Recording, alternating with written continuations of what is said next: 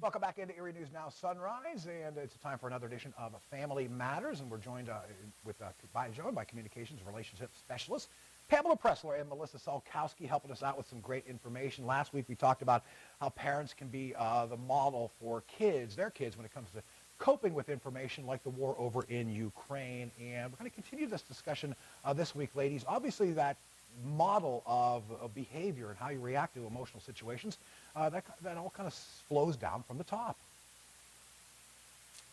Correct. Yes. We covered last week just how you show up for your children in certain situations, specifically the war, and how to communicate through that, as Mark just shared.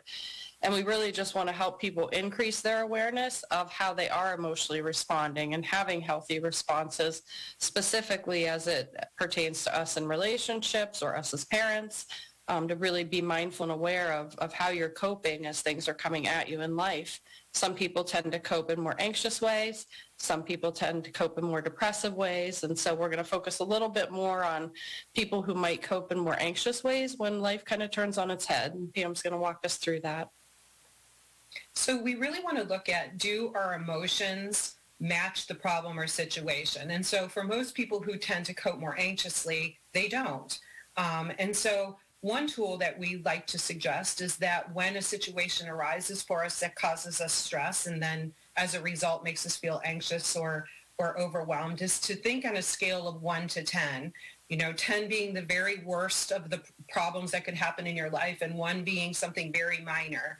And so when we face a situation is to really think, and really try to assess in our brains, where does this problem fall on that scale? So if I pull out it and somebody pulls out in front of me in their car, is that a 10 or is that a 1? Probably not. It's probably somewhere like a 3 or a 4. So if it's a 3 or a 4, am I responding emotionally like it's a 3 or a 4, or am I responding like it's an 8, 9, or 10?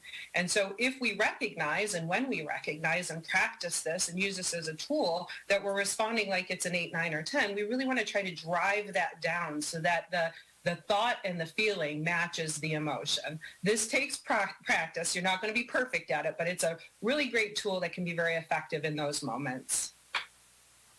Well, and just if you find that you're struggling in how to cope and regulate your emotions, to perhaps talk with someone professionally about that so that you can learn to regulate and show up differently, again, in yourself, in your relationships, and in the roles of your life. How long of a process, guys, would you expect this to take for somebody? You mentioned that it takes practice to handle these situations and to self-assess how to handle these situations. How long of a process do you think this would be for most folks? I think it's different for different people. I mean, it really is nothing that's perfected.